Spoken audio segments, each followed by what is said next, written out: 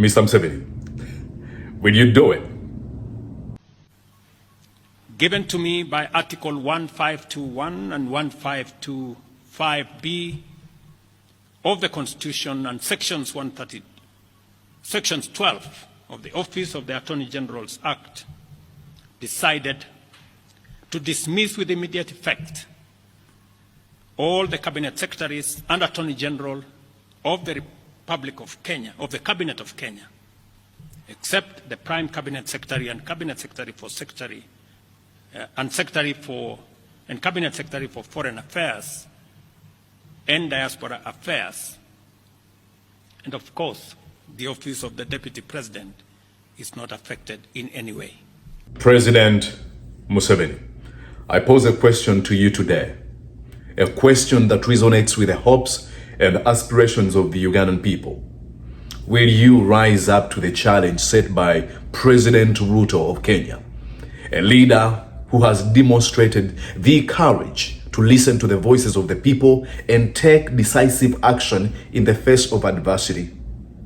President Ruto's bold move to dissolve his cabinet, retaining only 2 members, sends a strong message about his commitment to reform and accountability.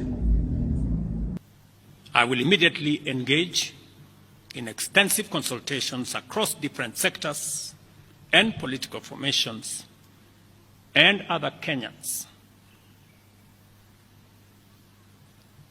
both in public and private, with the aim of setting up a broad-based government that will assist me in accelerating and expediting the necessary, urgent, and irreversible implementation of the program that we have, including other radical measures and programs to deal with the burden of debt, to explore raising domestic resources and revenues, expanding job opportunities, eliminating wastage and unnecessary duplication of a multiplicity of government agencies, and slaying the dragon of corruption, consequently making the government of Kenya lean, inexpensive, effective, and efficient. This leadership quality is what the people of Uganda have been yearning for. A leadership that prioritizes the nation's interests above personal interests. Mr. Museveni, for far too long, we have had excuses about you being surrounded by corrupt officials, a narrative that has become all too familiar, a cliche, so to say. And this is the reason. It is because we have seen little action taken to address the issues that are always raised. The people of Uganda are tired of the status quo, tired of the lip service paid to fighting corruption, tired of empty promises. Now, you remember the empty promises. When you were swearing in 1980s, this is not a mere change of guards, you said. It is a fundamental change. It's never been one. You went on to say the problem of Africa are leaders who overstay in power.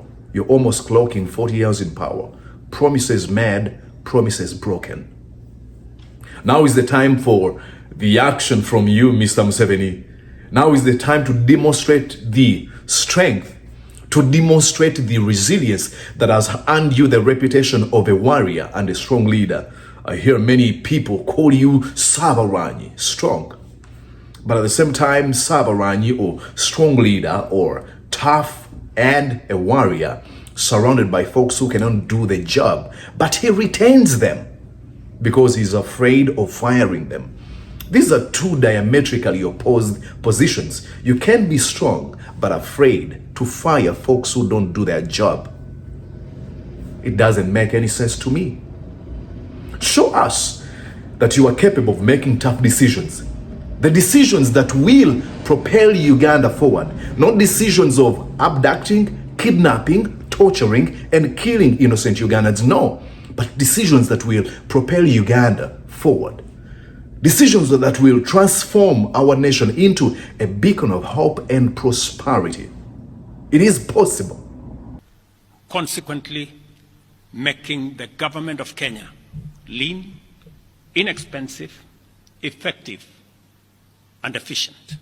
And oh yes, it is very possible to make decisions that will propel Uganda to prosperity, to peace, to economic growth and development.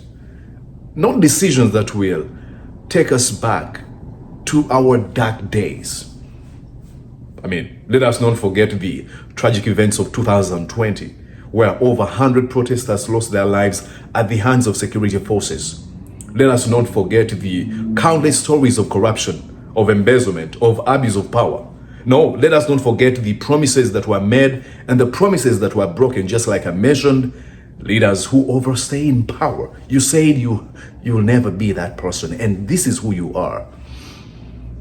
But most importantly, let us not forget the potential that Uganda has. The potential to be a shining example of democracy, regardless of our past. To be an example of good governance, of pure and good leadership. I mean, Mr. Museveni, let me remind you a story of a guy. President Magufuli of Tanzania showed us what is possible. He was able to transform his country into a middle-income status nation in just only 4 years. A thing that you have talked about for almost 40 years. He did it in 4 years.